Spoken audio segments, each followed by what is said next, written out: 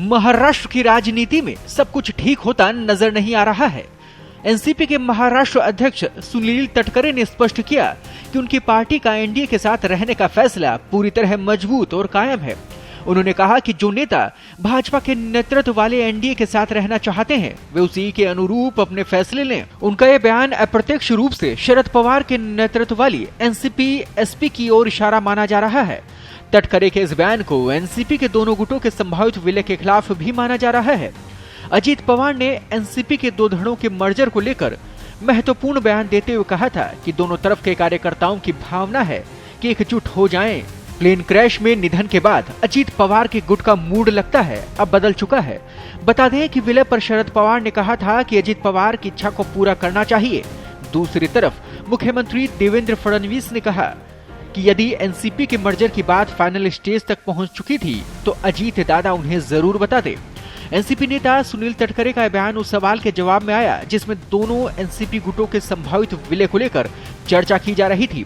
उन्होंने संकेत दिया कि दोनों दलों के एकीकरण का रास्ता पूरी तरह बंद नहीं हुआ है, लेकिन इसके लिए शरद पवार गुट को अजीत पवार के नेतृत्व वाली एनसीपी की राजनीति लाइन स्वीकार करनी होगी। हालांकि तटकरे ने उन लोगों पर भी सवाल उठाए जिन्होंने अजीत पवार के अंतिम संस्कार से पहले ही विलय की बातें शुरू कर दी थी। उन्होंने कहा कि ऐसे लोगों को बताना चाहिए कि ये चर्चा इतनी जल्दी क्यों शुरू की गई। हाल ही में सुनेत्रा पवार के शपथ ग्रहण के बाद ये अटकलें तेज हो गई थी कि दोनों गुटों के बीच संभावित बातचीत को फिलहाल ठंडे बस्ते में डाल दिया जाएगा। उधर एनसीपी एसपी के विधायक रोहित पवार ने कहा कि पवार परिवार में 13 दिनों तक कोई भी राजनीतिक बातचीत नहीं होगी, उसके बाद ही आगे की रणनीति पर फैसला लिया जाएगा। उन्होंने ये भी संकेत दिया कि परिवार की ओर से कोई भी कदम सोच समझकर उठाया जाएगा।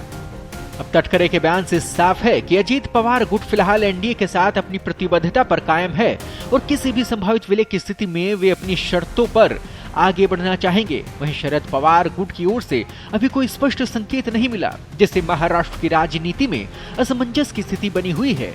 राजनीतिक विश्लेषकों का मानना है कि आने वाले दिनों में दोनों गुटों के बीच संवाद की संभावना बनी रह सकती है, लेकिन मौजूदा बयानबाजी से स्पष्ट है कि फिलहाल दूरी कम होने के बजाय रणनीतिक दबाव बढ़ाने की कोशिश हो रही है, जो कहीं न कहीं शरद पवार के लिए मुसीबत खड़ा कर सकती है।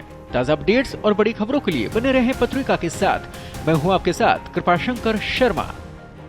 देश दुनिया की ताज़ा खबरें और वीडियोस के लिए अभी डाउनलोड करें पत्रिका ऐप।